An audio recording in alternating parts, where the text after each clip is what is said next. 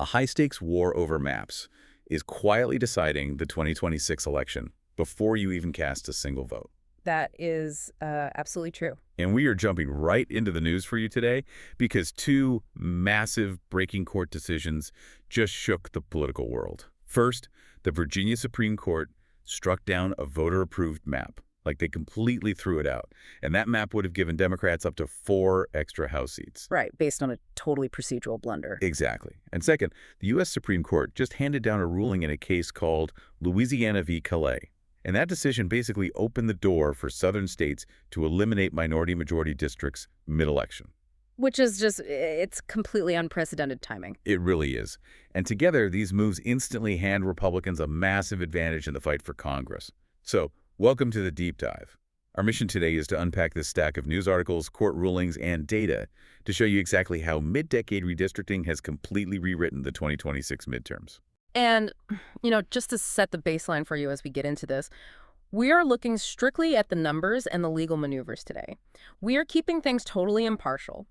We aren't taking sides. We're just explaining the logic of how these systems work and why the boundary lines drawn around your neighborhood matter so much to your own ballot. So let's start with the timeline, because the whole idea of states redrawing their maps right now in the middle of the decade feels really unusual. Yeah, because it is. Historically, redistricting is tied to the census, right? Right. Every 10 years, the federal government counts everyone, the states look at the new numbers, and then they draw new congressional maps to make sure everyone is equally represented. That's the normal rhythm. Exactly. But suddenly, in 2025 and now 2026, state legislatures are just tearing up their maps and starting over. So if the census dictates the population changes, what legal excuse do states use to redraw lines halfway through the decade? Well, that's the pivotal question, because breaking that 10-year norm is what sparked this entire national battle. In 2025, the Trump administration really pushed Republican-led states to redraw maps to secure the U.S. House, and Texas was the first to do it. Okay, but how? What was the loophole?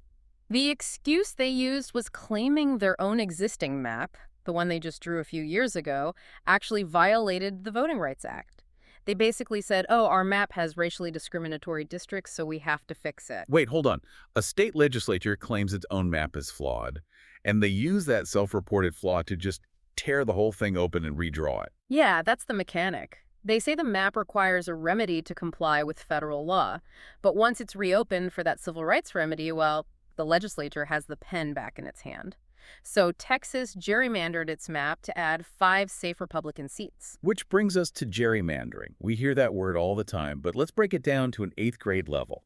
It really all comes down to 2 tactics, right? Packing and cracking. Packing and cracking, exactly. So imagine you're cutting up a pizza for a party. You have 100 guests. 60 only want pepperoni, 40 only want mushrooms. If you want the mushroom fans to win control, you don't cut the pizza fairly. Right, you play with the slices. Yeah, you pack 50 of the pepperoni fans into one single massive slice. They win that slice, obviously. But now, you only have 10 pepperoni fans left. Yeah. So you crack them. You spread those remaining 10 thinly across the other 4 slices, mixing them with the 40 mushroom fans. And the result is mushroom fans easily win 4 out of the 5 slices, even though they have fewer people overall. Right. It's a great analogy. It doesn't matter how many votes you get if those voters are packed into the wrong geographical boxes.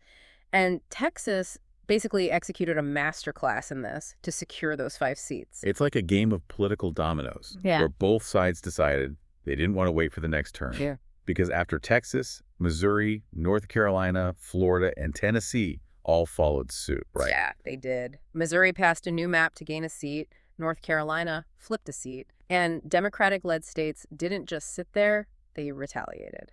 Right, California stepped in. Yeah, California passed Proposition 50.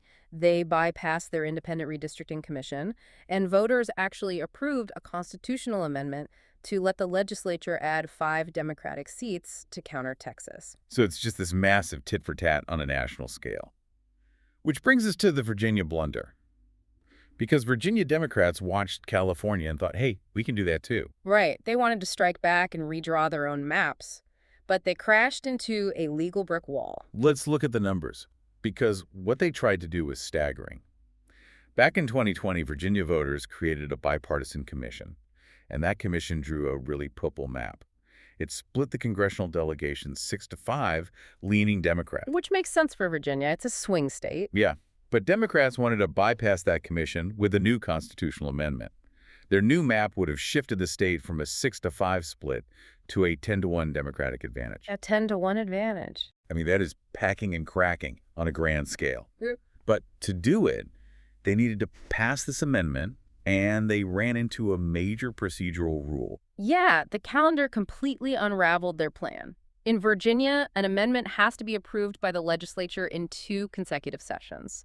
And crucially, there has to be an intervening election between those 2 votes. Wait, so the public gets a chance to vote out the politicians if they hate the proposed amendment? Exactly. It forces politicians to face the voters mid-process. But here's the problem. The legislature took its first vote on this new map on October 31st, 2025. Okay, Halloween. Right. But early voting for the general election had already started on September 19th. Wait, so they essentially tried to change the rules of the game while the game was actively being played? How many people had already voted? Over 1.3 million Virginians. Roughly 40% of the total turnout had already cast their ballots before the amendment was even proposed on the floor. That is just an unbelievable oversight. But let me play devil's advocate for a second, because our sources show that the voters actually did approve this new map later, in a special referendum in April 2026. They did, by about 51.6%. So if a majority of the voters ultimately said yes, how does a state Supreme Court justify nullifying it over a calendar technicality? Well, the court argued that the process was poisoned from the start. Because 1.3 million people voted before the amendment was proposed, they were denied their constitutional right to evaluate their delegates based on this massive issue. You can't retroactively ask voters to approve something if the legal process was unconstitutional on day one. Wow. So Virginia is stuck with the old 6-5 map for 2026. Democrats lost their legal gamble there. But at the same time, Republicans just won a massive legal victory at the federal level that is reshaping the South. Yes, the Louisiana v. Calais decision at the U.S. Supreme Court. Let's get into this because it's dense, but it's so important. The court struck down a black majority congressional district in Louisiana, right? Right. It really comes down to a tension in federal election law. On one hand, you have Section 2 of the Voting Rights Act. That says states must ensure minority voters have a fair chance to elect candidates of their choice. So courts often ordered states to draw majority-minority districts. Okay, so you have to look at demographics. Yes. But on the other hand, you have the 14th Amendment's Equal Protection Clause. And the Supreme Court has said you cannot use race as the predominant factor when drawing a line. If you do, it's an unconstitutional racial gerrymander. That sounds like an impossible tightrope. You have to draw districts to protect minority voters, but if you look too closely at race while doing it, you get sued. It is an incredibly difficult needle to thread. And the Supreme Court decided Louisiana failed to thread it. They ruled the state prioritized race over traditional map drawing principles. So by striking it down, this ruling really limits legal protections and paves the way for states to dismantle minority districts. And the fallout was immediate. This wasn't a hypothetical. The day after the Calais decision, Louisiana's governor instantly postponed the state's primary elections. Literally stopped an active election in its tracks. To rewrite the map. And what does that mean for the voters who already mailed in their ballots? Well, nearly 179,000 ballots had already been cast, including over 50,000 mail-in ballots. And the Secretary of State just announced those votes for the U.S. House would simply be voided. Thrown out. Entirely. They will not be counted. There's that story in our sources about a 66-year-old woman in New Orleans, Sally Davis. She went to vote early, walked into the booth, and the Democratic candidate she wanted to vote for literally had his name crossed out with a ballpoint pen on the sign. Yeah, the election was changed out from under her. It creates profound confusion, and it sent a signal. Alabama immediately filed to revert to an older map with only one majority black district. South Carolina pushed their primaries from June to August to buy time to eliminate a Democratic seat. Okay, so let's synthesize all this math. We have the South dismantling districts, Texas and others gerrymandering, California retaliating, Virginia Democrats failing. When you calculate the final score, what does this mean for the balance of power in Washington? When you look at the brutal mathematics, Republicans now hold an 8 to 10 seat structural advantage going into the 2026 midterms. An 8 to 10 seat advantage before anyone even votes. Exactly. CNN data guru Harry Enten broke this down, and it's staggering. To win control of the House now, Democrats need to win the national popular vote by a margin of 3 to 4 points. 3 to 4 points just to break even. Right. The margin of error has vanished. If polling is off by just 2 points, a party could win millions more votes nationwide, but still easily lose control of the House. You could have a scenario where the majority of Americans vote for one party, but the other party wins the House. Yeah. How does that impact the public's trust in the institution itself? It threatens it fundamentally, but it goes back to that 8th grade pizza analogy. It doesn't matter how much pepperoni you have if it's all shoved into one slice. Our system relies on districts, not total volume. So to summarize the main takeaway for you today, the 2026 election is largely being decided right now, in courtrooms and state houses, through the sheer power of cartography. And it leaves us with a really provocative question.